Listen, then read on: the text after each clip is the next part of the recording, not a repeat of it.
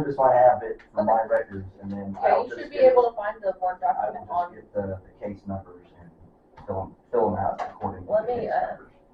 call dispatch and have, they're gonna have to create a new.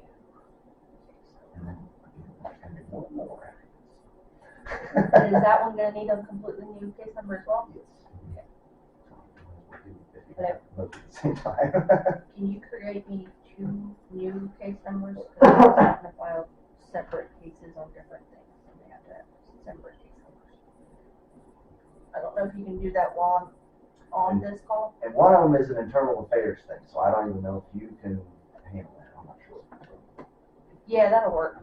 And then close that one, report taken, and then open up the third one. And I'll need the both, yeah, all of them.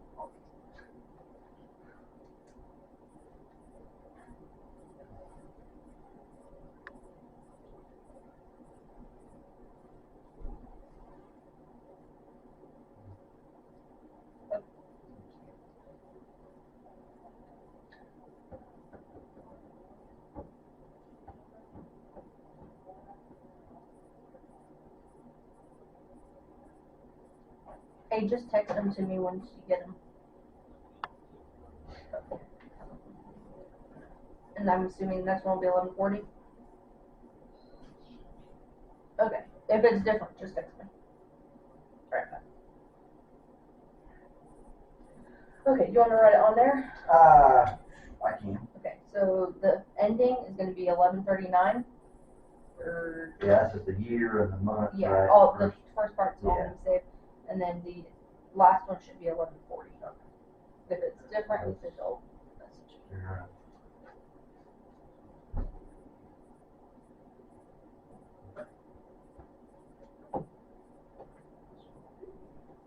Okay, so my final issue, I appreciate your patience with me.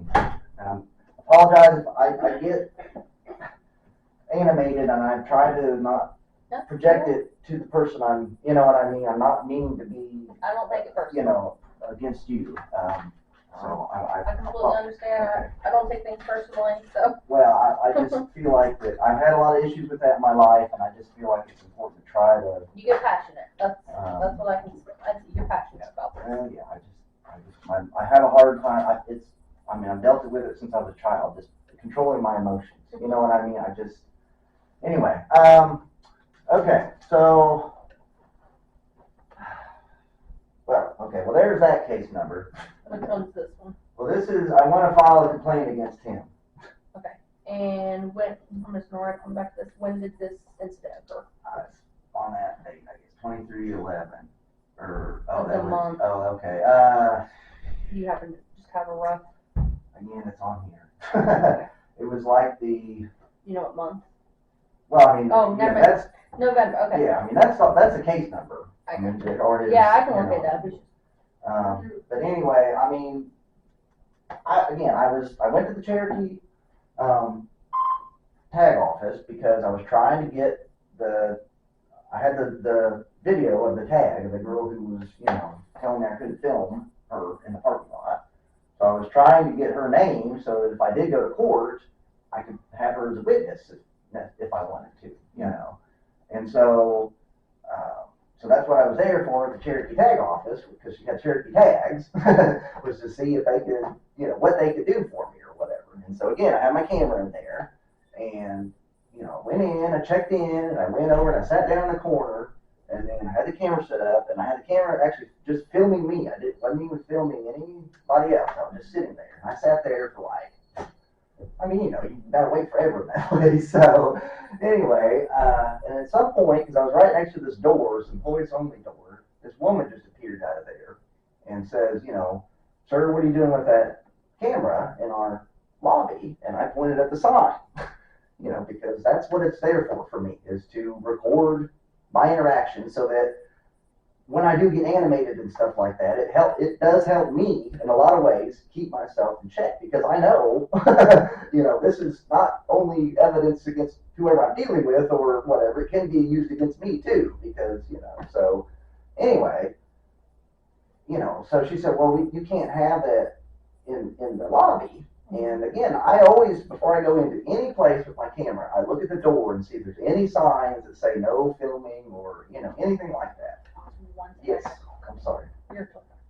Hello? I'm still taking this report at the PD. You guys can eat without me. I'll eat later. Yeah, it's fine. Okay. Appreciate it. Bye. I apologize for taking so long. I meant to give you earlier, but anyway, so she says, "Am I allowed?" I said, "Well, can you please provide me with a law or a policy, something in writing to that effect? Because again, I don't think I'm doing anything wrong.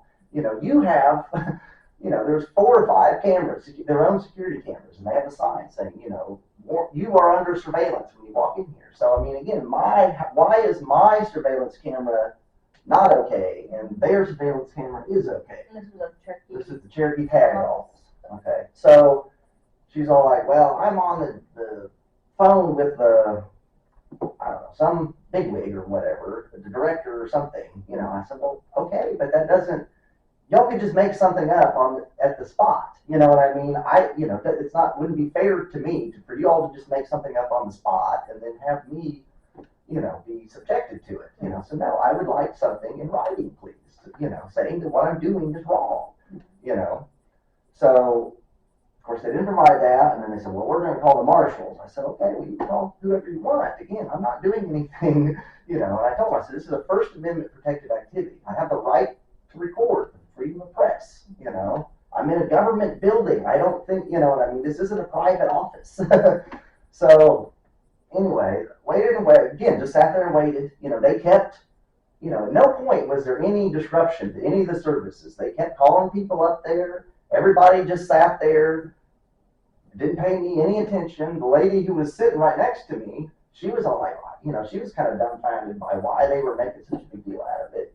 She's like, "Well, I don't know why they're doing all that. I don't know either. I mean, they have cameras too, so, so I waited. The marshals never showed up, but that guy showed up, Mr. Thomas Donald. And so then he started asking me what I'm there for. I said, "Well, sir, it's really none of your business. I'm here on official business." He said, "Oh, you're one of those people that," and I said, "One of those people? Well, one of those people that cares about their rights." I was all like, "Okay, I think that should be pretty much everybody should care about their rights." That was my response. I mean, again, the very first words out of his mouth were just, what I mean, totally. And I said, and I reminded him, I said, "Sir, this is a First Amendment protected activity." And he said, "Well, that doesn't really apply here." Because he went on to then threaten me with disturbing the peace. Okay, which was again another thing that Gower tried to threaten me with, was disturbing the peace. I'm like, okay, how is doing a constitutionally protected activity, how can that be turned into disturbing the peace? How do you twist something around in that way? Especially without having some other policy or law to say that, yeah, you can't be in here doing this. So he wouldn't hear any reason. He basically was saying, "Yeah, we are. If she fills out a statement, I'm going to charge you with disturbing the peace." I said, "Okay, well, if she's going to do that, then I want to do the same thing to her, because I wasn't doing anything to disturb anybody. The only time anybody's peace got disturbed is when she came out and told me I couldn't do something that I think that I'm legally entitled to do. And the only other time anybody's peace was disturbed is when you showed up and basically said the same thing. So no, I want to charge her. If she's going to charge me, then I need to charge her with the same thing, because I'm not doing anything wrong." And so, long story short, he wouldn't take a statement from her, and he wouldn't take a statement from me, but he threatened to arrest me, so far as actually having the handcuffs out of his pocket and, going towards me. If I didn't leave, he was going to arrest me for disturbing the peace if I didn't leave the premise.